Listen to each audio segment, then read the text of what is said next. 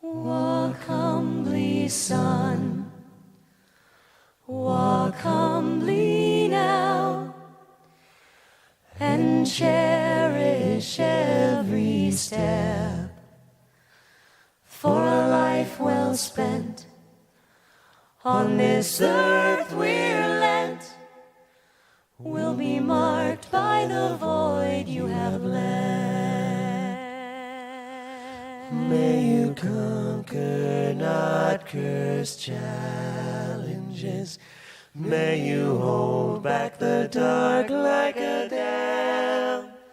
May you lead your life with the lion's roar.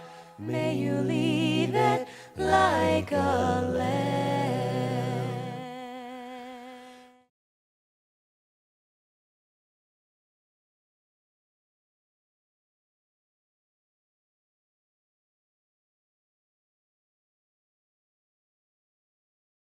Last year, I have to say, it was completely overwhelming. The media was a story in itself. I mean, I just remember just fields and fields of SAT trucks and people shoving their cameras in people's faces that were crying. I don't know about violating ethics. I did see some questionable things. I saw things that personally I didn't like at all. It shamed me.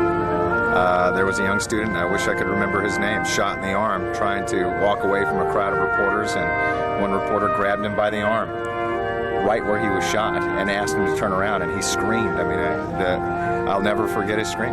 It was really sad. And he asked her, "Please don't touch me." And wasn't 60 seconds later, she did the same thing. As journalists, you have to decide for yourselves where your ethics lie. And I know at TV3 Winchester, we definitely, we'll ask people. It's our job to ask. And we want to give those the opportunity that would like to speak, the opportunity to voice their opinions and let the world know what's happening. Right then, we had a meeting with all of our reporters that night, and we said, let's not bother the students. If the students want to talk to us, they want to come up to us, that's fine. But it was sad. I mean, I remember these kids, it was like whack-a-mole. Every time their head popped out of a dorm, there was 10 cameras on them. Reporters pretended to be something other than what they were in order to try to get the story. Generally speaking, though, respected reporters from national news organizations don't do that kind of thing where they might dress up, for example, to be a member of the clergy and try to sneak into the hospital, and we were aware of at least 2 cases at the local hospital where that occurred. But I know that there were reporters and anchors from national news that kind of went into the hospitals, said that they were friends of the family. Those types of rules, that's just something you don't do. You don't lie. You have to tell people that you are the media, who you're with, what your intentions are. If you keep that hidden, that's unethical. Our reporter, the day they got here on the 17th, sat in a subway curled up because he was so emotionally affected by having to stick a microphone in somebody's face. So, it affects everybody in different ways. A lot of reporters that have a lot of experience in dealing with horrible events like this don't have the shock factor that a young person like myself might when I come to an event like this. For instance, up there by the rope, there was a staff member trying to block everybody out from shooting the family. I didn't even want to turn my tripod that way. There's no chance I was going to try to steal a shot of the family. I mean, no chance. Because a private moment of grief, and if you've lost a family member, especially somebody that's young in any way, whether it was a murder, a killing, or whatever it was, which somebody in my family has in the past year, you know, and you feel it. You feel it inside that, you got to think about people before you think about the story, which unfortunately doesn't happen all the time. We practice community journalism. We don't sensationalize. Matter of fact, we go out of our way not to. And we try to be respectful. If, for instance, if I took a picture of you and you asked me not to put it in the paper, I would respect that, and so would our paper. So, unfortunately, we get lumped in with the large media outlets that could care less about your feelings. But when you practice community journalism, you have to care about your constituents because they are the people that are keeping us in business.